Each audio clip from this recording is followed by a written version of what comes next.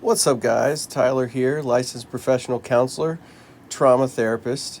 You know, something we don't really talk about a lot is avoidance. You ever notice how avoidance feels like relief at first? No, it really does, and it is relief, right? It's but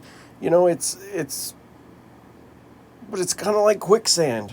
The more you engage with it, the more you just find that you're just stuck and you just can't get out of it. Your brain learns that avoiding pain equals safety. And hell, it ain't wrong. I could take my hand and stick it in a campfire, and the first thing I'm going to do is pull it back to avoid that pain, right? But when we're talking about emotions, it's much different. When we're talking about a lived experience that has left our emotions unfiled correctly, every time something reminds you of the hurt, your instinct is to shut down. And hurt meaning emotionally hurt.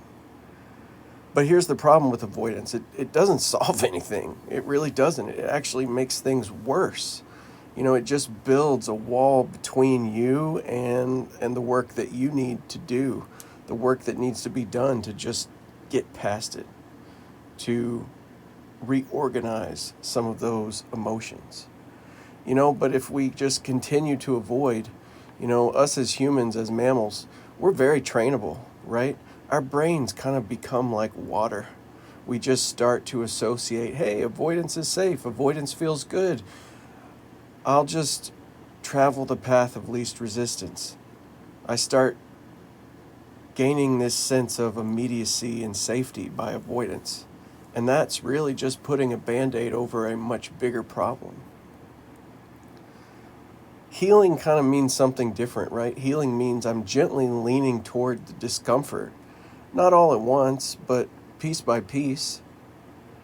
You don't have to relive the trauma. You just have to stop letting it control you. And you don't have to do it alone. That's the thing. Like, there's no shame in this. It's in our DNA to avoid painful things, avoid painful feelings. It's what keeps us alive. It's what keeps us surviving. So there's nothing to be ashamed about. The cool thing is that, real growth starts the moment you say, I'm done running from this. I'm sick of this rat race. It's not getting me anywhere. And the cool thing is that we live in a great time for mental health.